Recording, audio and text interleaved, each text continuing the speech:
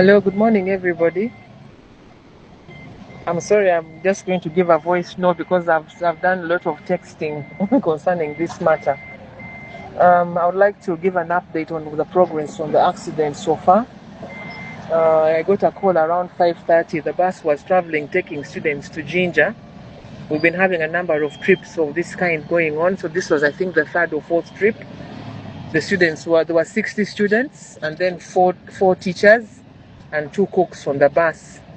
So at Kigumba, they got an accident. There was a stationary truck in the road, and we shall get the rest from the reports that come from the police after the driver's statement. Otherwise, concerning the condition of everybody, we lost the controller of the bus who died on the spot. The cameraman who was sitting in the front seat had his leg badly shattered. We also had one of the teachers has a broken arm. Then we have one of our students has a deep cut on the arm and then the leg. So we quickly organized for ambulances, which have taken the cameraman to Gulu. Another ambulance has taken the teacher, Madama Nena Jennifer, and the students have been taken back to Gulu in ambulances. By now, I'm sure they are there. They will be taken to Lacho Hospital, where they will be managed further. The rest of the students are not badly injured. About four others had some injuries and were rushed to Kirandongo Hospital.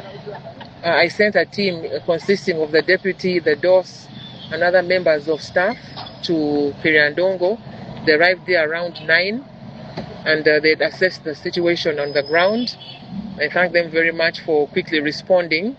I'm traveling to Gulu currently. I'm on my way to Gulu right now from Kampala, where I'd come to do some things, official duties and others. Like I said, there were 60 students who are traveling. The rest of the students who are at the scene, who had been left at the scene before others were taken to hospital, I've asked that all of them be taken to Kirandongo Hospital for assessment, because someone may look fine on the surface, but there may be some internal injuries and so on.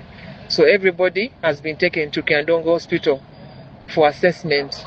We are hiring the bus of Kigumba Intensive, which is going to take all the students and staff back to school. I want to thank them very much for that. I thank the head teacher for that school also, that he also offered to help us as we waited for the driver of their bus to come and pick the students. He offered to ferry the students in another smaller vehicle from Kigumba, where the accident took place, to Kirandongo Hospital.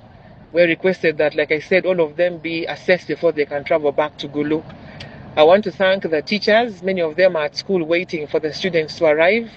I've requested that we prepare for them something for refreshment when they arrive, but also we do a lot of counseling and support for them when they arrive, because that kind of trauma is not easy to get rid of, but the team is at the school waiting to receive them when they arrive.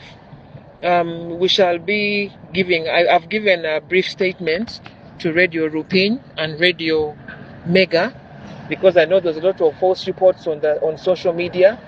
Some of the reports were saying that we've lost 40 students and so on and so forth. So that one needed to be corrected. So I've given the information that we needed to give to them. But we shall be giving an official statement, a full statement later on when we arrive.